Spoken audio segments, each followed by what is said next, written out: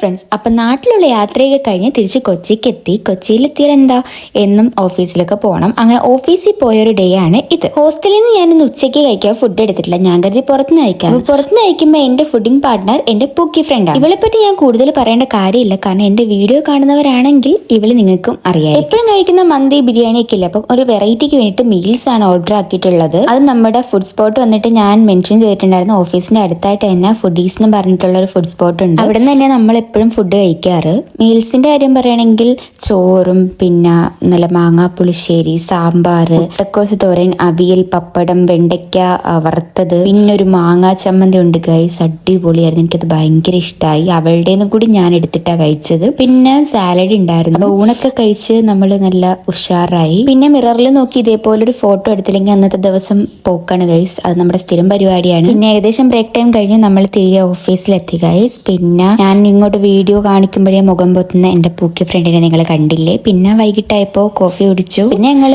ഒരു 5 മണിയാകുമ്പോഴത്തേക്കും ഓഫീസിൽ നിന്ന് ഇറങ്ങി. നല്ല വെയിലൊക്കെ ഉണ്ടായിരുന്നു, എന്നാൽ ഒരു മഴക്കോളും ഉണ്ടായിരുന്നു. അതായിരുന്നു കാലാവസ്ഥ. പിന്നെ നേരെ മെട്രോയിലേക്ക് കയറി ഹോസ്റ്റലിലേക്ക്. അപ്പോൾ ഇത്ര വീഡിയോ, ബൈ.